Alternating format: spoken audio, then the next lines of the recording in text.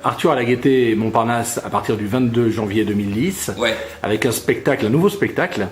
Tout nouveau spectacle. Enfin, tout nouveau, ça fait plus d'1 an que je joue ce spectacle, mais tout nouveau pour les publics parisiens. Ouais. J'ai démarré en septembre 2009. Non, septembre 2008 déjà. Ouais. Septembre 2008, septembre 2009. Oui, ça fait déjà 1 an et ça fera 14 mois quand on va démarrer à la Gaîté. Et je suis fou de joie, je suis impatient. On peut plus d'attendre.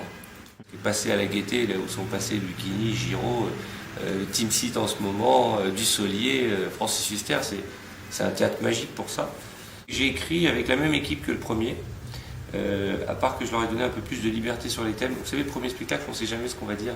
On fait un spectacle, on pense qu'on a raison, puis on s'aperçoit qu'on n'a pas envie de jouer ce genre de personnage ou ce type de thème.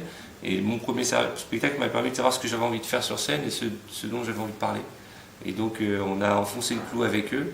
C'est vrai que comme c'était pas un spectacle autobiographique comme le premier, et que je faisais des sketchs aussi différents que le mariage, que Internet, que les vacances, que la presse people, on a pu se lâcher.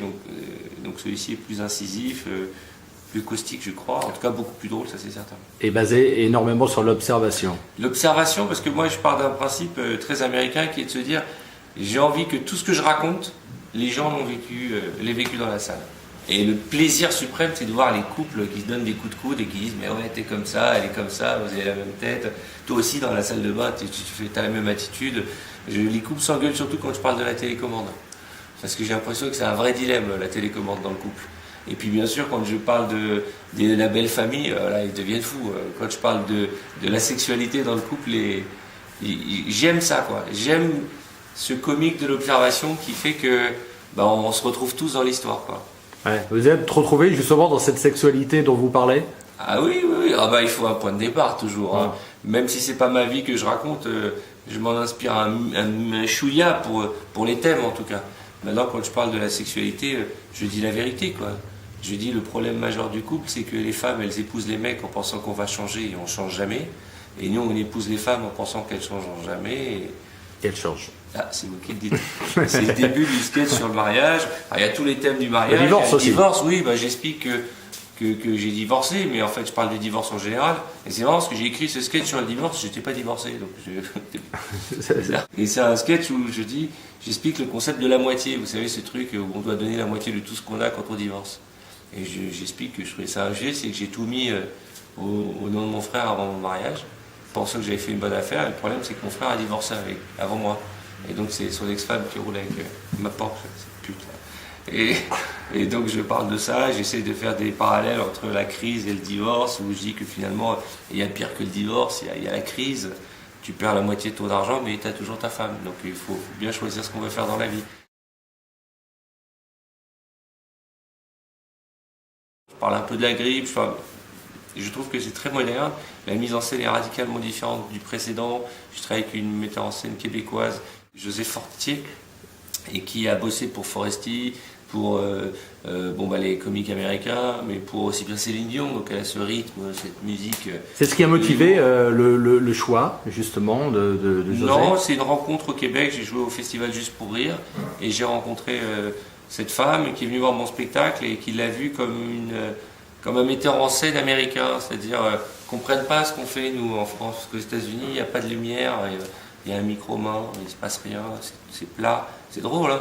Il n'y a pas les comédiens se roulent pas par terre. Ici. En France, il n'y a pas de show en fait. C'est pas entertainer le one man show là-bas, c'est pas le one man show, ils appellent ça le stand-up. Et moi, je lui ai dit, je voudrais qu'on crée un truc ensemble qui serait pas du stand-up, qui serait pas des sketchs, du sketch-up, on va dire, un mélange des deux.